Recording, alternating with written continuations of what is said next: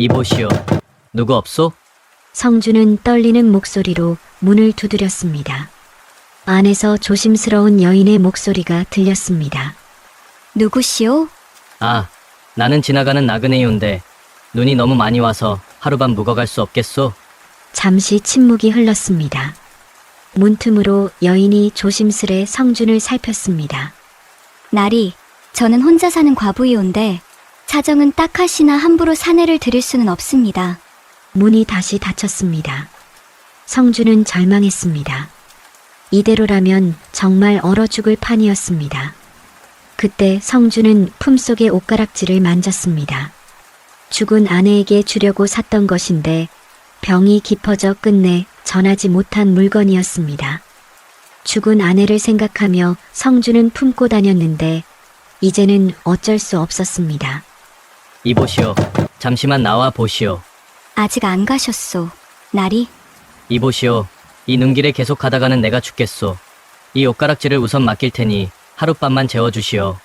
과연 산속에서 만난 과부와 사내의 운명은 어떻게 될까요? 이야기 시작 전 구독과 좋아요 부탁드리옵니다. 그리고 듣고 계신 지역을 댓글로 남겨주세요. 그곳을 향해 사랑의 하트를 날려드리겠사옵니다. 그럼 폭설로 과부집에서 하룻밤을 함께한 호라비 암행어사 이야기 시작합니다. 조선 중기 한양의 봄날이었습니다. 25살의 이성준은 과거 시험에서 장원급제의 영광을 안았습니다.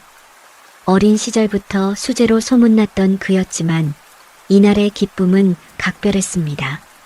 대궐한 편전에서 임금을 아련하던 날 성준의 가슴은 두근거렸습니다. 경의 글재주가 뛰어나다 들었소. 과연 보니 소문이 헛되지 않구려. 임금의 칭찬에 성준은 머리를 조아렸습니다. 황공하옵니다. 전하. 이 모든 것이 전하의 은혜이옵니다. 찜이 보기에 경은 단순히 글만 잘 쓰는 선비가 아니오. 백성을 사랑하는 마음이 글 속에 배어 있더이다. 그렇게 성준은 임금의 눈에 들어 요직을 맡게 되었습니다. 젊은 나이에도 불구하고 형조의 일을 맡아보며 성준은 공정한 판결과 백성을 위하는 마음으로 명성을 쌓아갔습니다. 하지만 성준의 집안에는 깊은 슬픔이 드리워져 있었습니다. 혼인한 지 3년 만에 부인 민씨가 병으로 세상을 떠난 것입니다. 자식도 없이 떠난 아내의 죽음은 성준의 마음에 큰 구멍을 냈습니다. 밤마다 성준은 아내의 유품을 바라보며 눈물을 흘렸습니다. 당신을 더 행복하게 해드리지 못해 미안하오. 다음 생에는 그런 생각을 하면 가슴이 미어지는 듯 했습니다. 홀어머니는 아들의 슬픔을 지켜보며 가슴 아파했습니다. 하지만 어찌할 도리가 없었습니다. 슬픔은 시간이 약이라 했지만 성준의 상처는 쉽게 아물지 않았습니다. 1년이 흐른 어느 날 성준은 다시 대궐로 불려갔습니다. 임금의 얼굴에는 근심이 가득했습니다. 요즘 지방의 탐관오리들이 백성의 고열을 빨아먹고 있다는 소식이 잦아오. 찜이 직접 나설 수도 없고 믿을 만한 신하가 필요하오. 성준은 임금의 뜻을 알아차렸습니다. 자네를 암행어사로 임명하고자 하오. 부디 지방의 탐관오리들을 적발하여 나라의 기강을 바로 세워주시오. 네, 전하. 이 몸을 아끼지 않고 전하의 뜻을 받들겠나이다. 집으로 돌아온 성준은 어머니께 아뢰었습니다. 어머니, 제가 암행어사가 되어 지방을 순찰하게 되었습니다. 어머니의 얼굴에 걱정이 스쳤습니다. 아들이 위험한 일을 맡게 된 것이 불안했지만 나라의 일이니 어찌하겠습니까? 그래, 성준아. 나라의 큰일을 하는데 부디 몸 조심하거라. 너마저 잃으면 이 어미는 어찌 살겠느냐. 염려 마옵소서. 어머니, 반드시 무사히 돌아오겠습니다. 성준은 어머니께 깊이 절을 올리고 암행의 길에 올랐습니다. 마음 한편에는 아내를 잃은 슬픔이 여전했지만 백성을 위한 일이라는 생각에 발걸음을 옮겼습니다.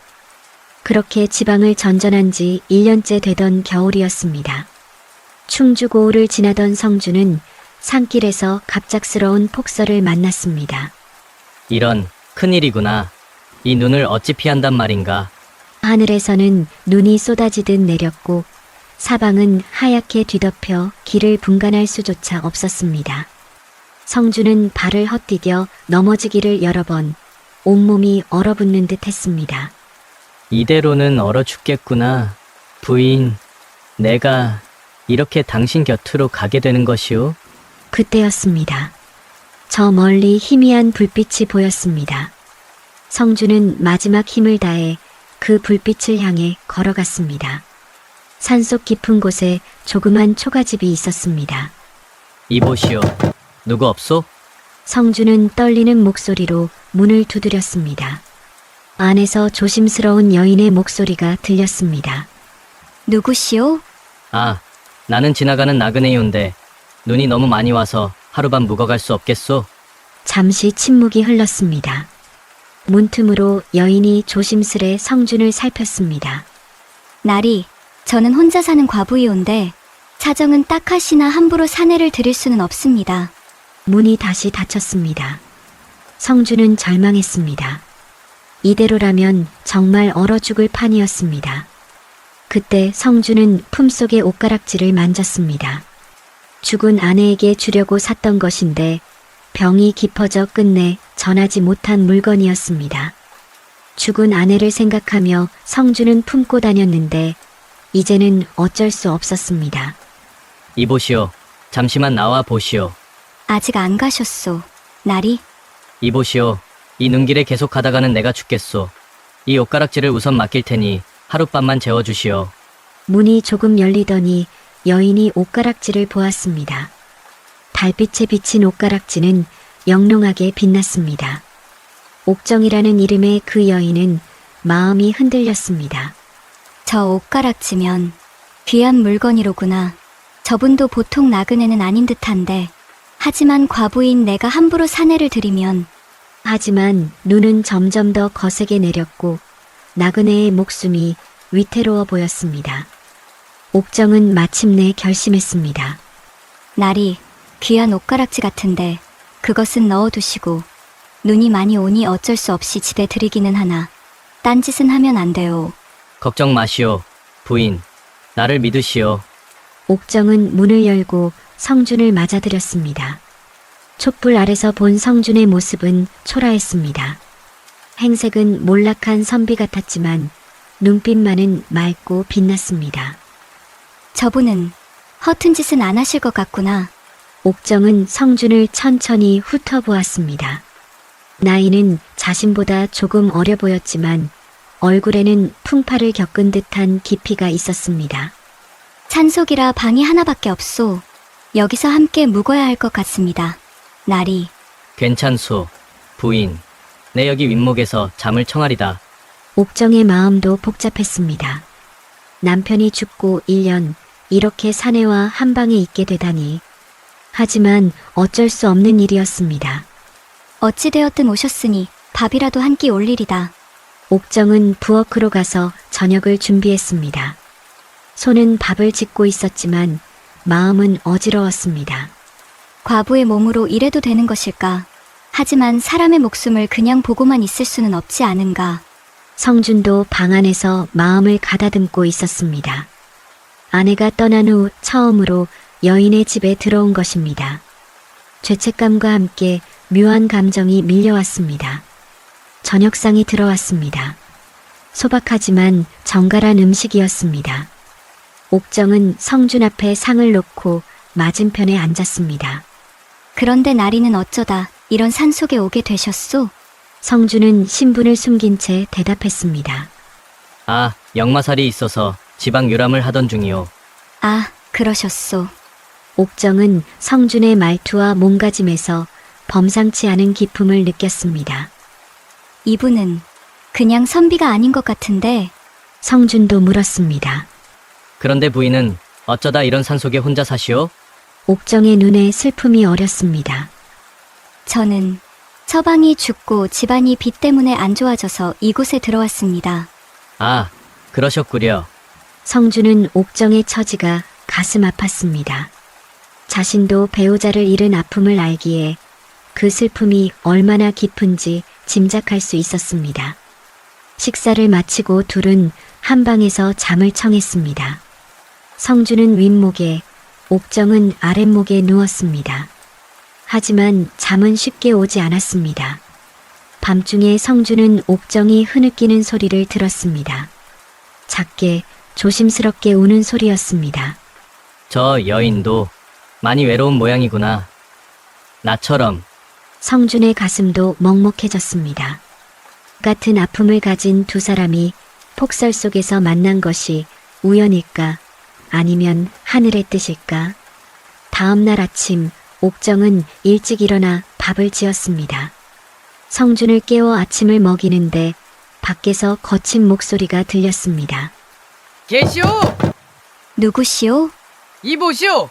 부인! 빚을 갚아야 할 것이 아니오? 옥정의 얼굴이 창백해졌습니다.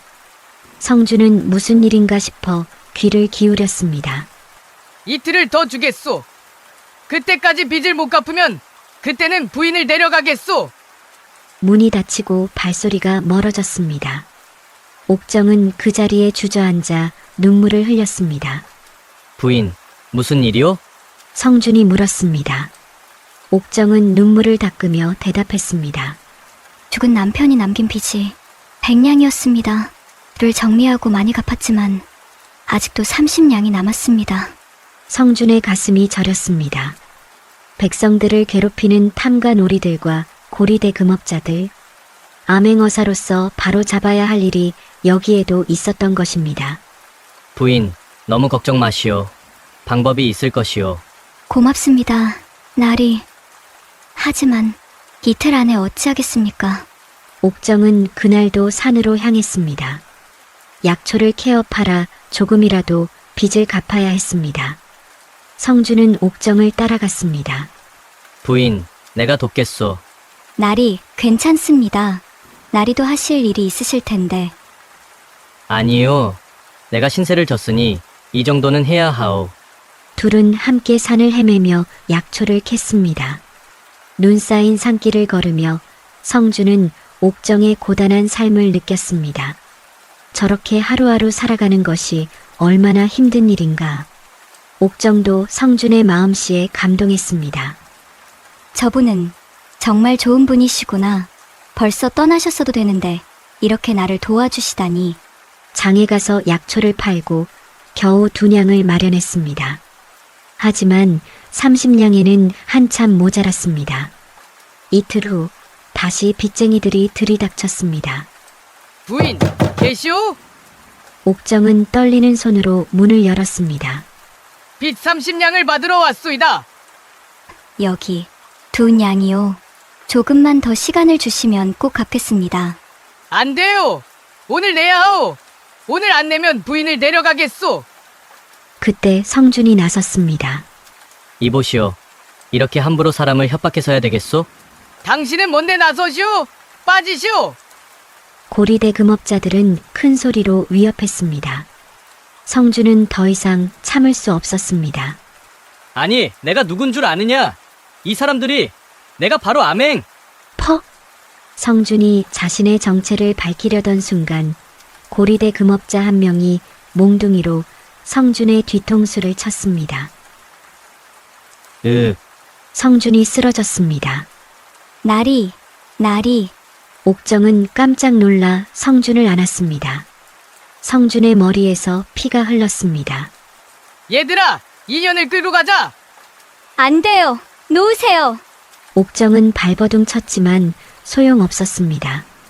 그렇게 옥정은 고리대 금업자들에게 끌려갔습니다. 한참 후 성준은 머리를 잡고 겨우 일어났습니다. 아이고, 머리야. 부인은 어디 가셨나? 주변을 둘러보니 이미 옥정은 끌려간 후였습니다.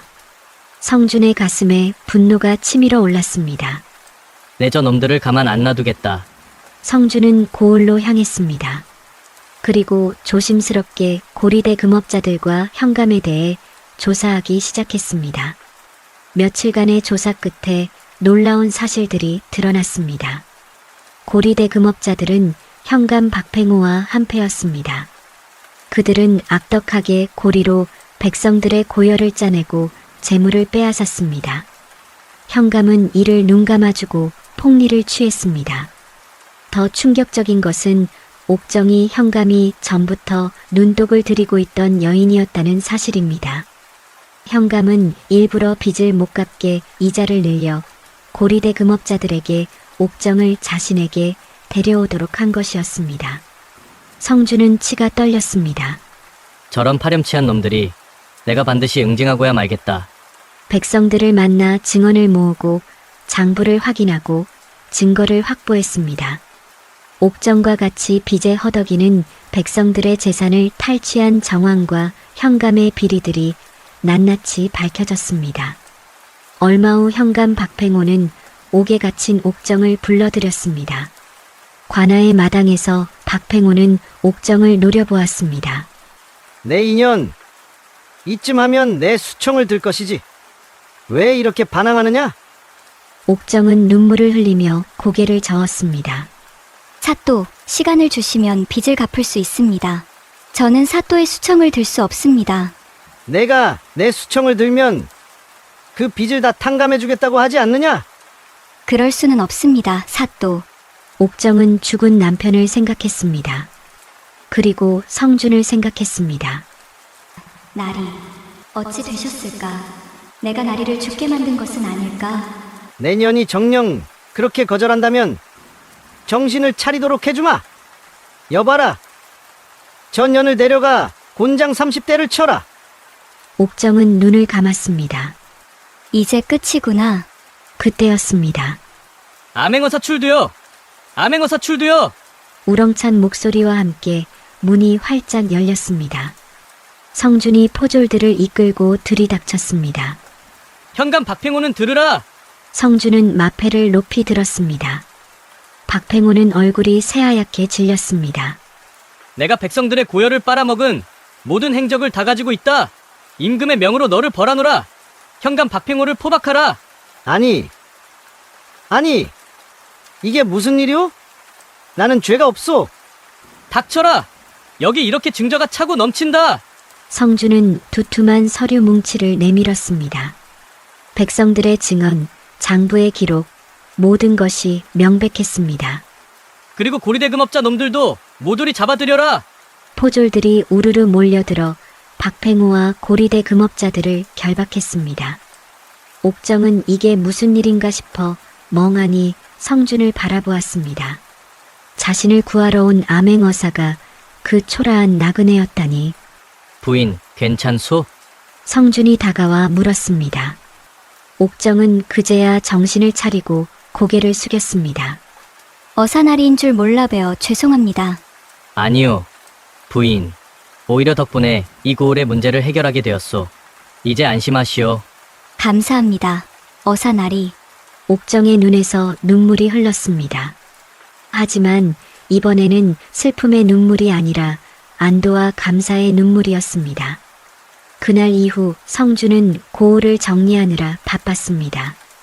박팽호와 고리대 금업자들은 의금부로 압송되었고 백성들에게서 빼앗은 재물은 돌려주었습니다. 하지만 성준의 마음 한편에는 옥정이 자리 잡고 있었습니다. 시간이 날 때마다 성준은 옥정을 찾았습니다. 부인, 그동안 안녕하셨소? 네, 나리 덕분에 빚도 없어지고 어찌 감사의 말씀을 드려야 할지. 아니요. 나야말로 부인께 신세를 졌소. 그 눈 오는 날 밤 부인이 아니었으면. 둘은 자주 만나며 이야기를 나누었습니다. 처음에는 격식 있는 대화였지만 점점 마음을 터놓게 되었습니다. 부인은 앞으로 어찌하실 생각이오? 글쎄요. 여기서 계속 약초를 캐며 살아갈까 합니다. 혼자서요? 네, 혼자서요. 옥정의 목소리에 쓸쓸함이 묻어났습니다. 성준도 가슴이 먹먹했습니다. 부인, 실은 나도 네, 나리? 부인처럼 배우자를 잃었소. 3년 전에. 옥정은 성준을 바라보았습니다. 같은 아픔을 가진 사람이었구나. 그래서 그렇게 나를 이해해 주었던 것이구나. 그래서 부인의 마음을 조금이나마 알 것 같소. 밤마다 느끼는 그 외로움과 슬픔을 나리, 둘의 손이 자연스럽게 마주 잡혔습니다. 같은 아픔을 가진 두 사람이 서로를 위로하고 있었습니다. 그렇게 둘은 급속히 가까워졌습니다. 성준은 옥정의 따뜻함에 마음이 녹아내렸고, 옥정은 성준의 진심에 다시 살아가는 희망을 느꼈습니다. 며칠 후 성준에게 한양에서 급한 전갈이 왔습니다. 암행어사의 임무가 끝났으니 복귀하라는 명이었습니다. 성준은 옥정의 집을 찾았습니다. 마음속으로 이미 결심을 굳힌 상태였습니다. 부인, 할 말이 있어. 네, 나리, 무슨 말씀이신지요? 옥정은 성준의 진지한 표정에 가슴이 두근거렸습니다. 이제 한양으로 돌아가야 하오. 옥정의 얼굴이 순간 어두워졌습니다. 그래, 나리는 떠나시는 거구나. 당연한 일이지. 하지만 성준은 옥정의 손을 꼭 잡았습니다. 부인, 나와 함께 한양으로 가서 삽시다. 네, 나리, 그게 무슨... 옥정은 믿을 수 없다는 표정이었습니다. 자신은 과부의 몸, 그런 자신을 한양으로 데려간다니. 나리, 제가 정말 같이 가도 되겠습니까? 저는 과부의 몸인데... 성준은 옥정의 두 손을 감싸쥐었습니다. 그럼요. 대담하다요. 부인, 나도 배우자를 잃은 몸이요. 우리 둘 다 외로웠소. 하지만 이제는 서로 의지하며 살고 싶소. 옥정의 눈에서 눈물이 흘러내렸습니다. 하지만 이번에는 기쁨의 눈물이었습니다. 나리, 감사합니다. 정말 감사합니다. 성준은 옥정을 부드럽게 안아주었습니다. 두 사람의 가슴에는 새로운 희망이 피어올랐습니다. 며칠 후 성준과 옥정은 한양으로 향했습니다. 긴 여정 끝에 도착한 한양, 성준의 집은 제법 큰 기와집이었습니다. 어머니, 다녀왔습니다. 오냐, 성준아. 무사히 돌아와서 다행이구나. 어머니는 아들을 반갑게 맞았지만 아들 뒤에 선 여인을 보고는 표정이 굳어졌습니다. 어머니, 제가 데려온 사람이 있습니다. 인사드리시오. 옥정은 어머니 앞에 무릎을 꿇고 절을 올렸습니다. 어머니 옥정이라 하옵니다. 나리의 은혜를 입어 이렇게 찾아뵙게 되었습니다. 어머니는 차갑게 물었습니다. 성준아, 이 여인은 누구냐? 어머니, 저와 혼인을 약속한 사이입니다. 뭐라, 혼인이라니. 어머니의 목소리가 높아졌습니다. 그런데 이 여인은 어찌 된 자냐? 성준은 조심스럽게 대답했습니다. 과부이옵니다, 어머니. 과부라니, 절대 안 된다. 나는 용납 못한다. 어머니의 단호한 거절에 옥정은 고개를 들지 못했습니다. 눈물이 주르륵 흘러내렸습니다. 역시 과부라서 이렇게 미움을 받는구나. 나리에게 짐만 되는 것은 아닐까? 어머니, 하오나. 안 된다. 과부를 며느리로 들일 수는 없다. 당장 돌려보내라. 어머니는 방으로 들어가 문을 닫아버렸습니다. 성준은 우는 옥정을 달랬습니다. 부인, 너무 가슴 아파하지 마시오. 어머니도 부인을 받아들일 것이오. 시간이 필요할 뿐이오. 나리, 제가 나리께 짐이 되는 것 같아 죄송합니다. 아니요. 절대 그렇지 않소. 내가 부인을 지킬 것이오. 성준은 옥정의 손을 꼭 잡았습니다. 옥정은 마음먹었습니다. 어머니의 마음을 얻어야 해. 내가 좋은 며느리가 될 수 있다는 것을 보여드려야 해. 다음 날부터 옥정은 부지런히 움직였습니다. 동이 트기 전에 일어나 마당을 쓸고 정갈하게 아침상을 차렸습니다. 어머니는 처음에는 쳐다보지도 않았습니다. 하지만 옥정은 포기하지 않았습니다. 어머니, 진지 드십시오. 어머니는 대꾸도 하지 않았지만 옥정은 꾸준히 정성을 다했습니다. 성준이 일하러 나간 사이 옥정은 어머니의 입맛에 맞는 음식을 연구했습니다. 산속에서 약초를 캐며 배운 지식으로 어머니의 건강에 좋은 약재를 넣어 음식을 만들었습니다. 어머니, 이 음식은 기력에 좋은 약재를 넣었습니다. 드셔보십시오. 어머니는 한 입 먹어보고는 속으로 놀랐습니다. 음식 솜씨가 보통이 아니구나. 하지만 겉으로는 여전히 차가운 표정을 유지했습니다. 며칠이 지나고 옥정은 어머니가 허리가 불편하신 것을 알아차렸습니다. 어머니, 제가 안마를 해드리겠습니다. 필요 없다. 아닙니다. 어머니 허리가 불편하신 것을 제가 보았습니다. 제가 산속에서 익힌 방법이 있습니다. 옥정은 조심스럽게 어머니의 허리를 주물렀습니다. 손끝에서 따뜻한 기운이 전해졌고 어머니는 시원함을 느꼈습니다. 솜씨가 좋구나. 어머니가 처음으로 부드러운 말을 했습니다. 옥정의 가슴이 뛰었습니다. 감사합니다. 어머니 매일 해드리겠습니다. 그렇게 일주일, 2주일이 지났습니다. 옥정의 정성에 어머니의 마음도 조금씩 녹아내렸습니다. 어느 날 저녁, 어머니는 옥정을 불렀습니다. 옥정아. 네, 어머니. 그래. 내 아들도 사별했는데 과부면 어떻겠느냐. 둘이 좋다 하는데 잘 살아보거라. 옥정은 눈물을 흘리며 어머니께 깊이 절을 올렸습니다. 감사합니다. 어머니 정말 감사합니다. 어머니도 옥정을 일으켜 세우며 눈시울을 붉혔습니다. 내가 너무 매몰차게 대했구나. 내 정성을 보니 내 아들에게 너는 좋은 부인이 될 것 같구나. 열심히 하겠습니다. 어머니 나리를 잘 모시고 어머니도 정성껏 모시겠습니다. 성준이 집에 돌아왔을 때 어머니와 옥정이 함께 웃으며 이야기하는 모습을 보고 가슴이 뭉클했습니다. 부인, 정말 고마워요. 그렇게 옥정은 어머니의 마음을 얻었습니다. 성준과 옥정은 어머니의 허락을 받아 조촐하게 혼례를 올렸습니다.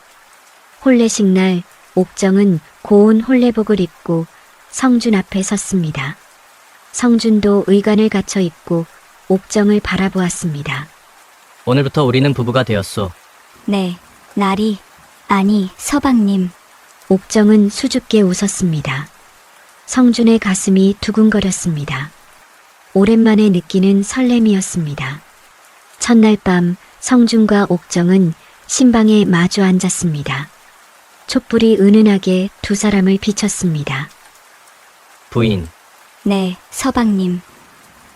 우리 백년해로 합시다. 네, 서방님. 저도 서방님과 함께 100년을 살고 싶습니다. 성준은 옥정의 손을 잡았습니다. 옥정의 손은 따뜻했습니다. 그 따뜻함이 성준의 가슴속 차가운 상처를 녹였습니다. 나도 외로웠소. 부인이 떠난 후 혼자 지내는 것이 얼마나 힘든지. 저도 알아요, 서방님. 저도 그랬으니까요. 두 사람은 서로를 꼭 안았습니다. 같은 아픔을 겪은 두 사람이 서로를 위로하고 치유하는 순간이었습니다. 그날 밤 성준과 옥정은 진심으로 서로를 받아들였습니다. 옥정은 성준의 품에서 다시 살아갈 힘을 얻었고 성준도 위안을 얻었습니다. 부인 고맙소. 내 곁에 와주어서. 아니에요, 서방님. 제가 더 감사합니다. 서방님이 저를 구해주셨어요. 그 눈 내리던 날 서방님을 만난 것이 제 인생의 가장 큰 축복입니다. 두 사람은 백년해로를 약속하며 뜨거운 밤을 보냈습니다. 밤이 깊어갈수록 두 사람의 사랑은 깊어졌고 새벽이 밝아올 때쯤 두 사람은 진정으로 하나가 되었습니다. 며칠이 지난 후 옥정은 성준에게 조심스럽게 말했습니다. 서방님, 제가 하고 싶은 일이 있습니다. 무엇이오? 부인, 저 약재상을 열고 싶습니다. 성준은 놀란 표정을 지었습니다. 약재상이라니? 그건 무슨 말이오? 옥정은 자신의 생각을 설명했습니다. 제가 산속에서 약초를 캐며 살았잖아요. 그러면서 약재에 대해 많이 배웠습니다. 어떤 약초가 어떤 병에 좋은지, 어떻게 조제하는지, 이 지식을 이용해서 사람들을 돕고 싶습니다. 그리고 집안에도 보탬이 되고 싶어요. 성준은 처음에는 망설였습니다. 하지만 양반 집안의 부인이 장사를 한다는 것은 알아요, 서방님. 하지만 저는 그냥 앉아서 노는 것이 답답합니다. 제가 할 수 있는 일이 있는데 하지 않고 있으면 마음이 불편해요. 옥정의 진심 어린 눈빛을 본 성주는 마음이 움직였습니다. 그렇게 하고 싶으시다면 내가 도와드리겠소. 정말이에요, 서방님. 그럼요. 부인이 하고 싶은 일이라면 전폭적으로 지지하겠소. 옥정은 기뻐하며 성준을 껴안았습니다. 감사해요, 서방님. 옥정은 한양의 큰 시장 근처에 작은 약재상을 열었습니다. 처음에는 사람들이 의심의 눈초리로 바라보았습니다. 젊은 여인이 약재상을 연다니. 하지만 옥정은 좌절하지 않았습니다. 신선한 약재와 정성스러운 조제로 하나둘 손님을 얻어갔습니다. 이 약재상 주인은 정말 약재를 잘 아시는구만. 맞아. 저번에 여기서 산 약재로 아픈 배가 나왔어.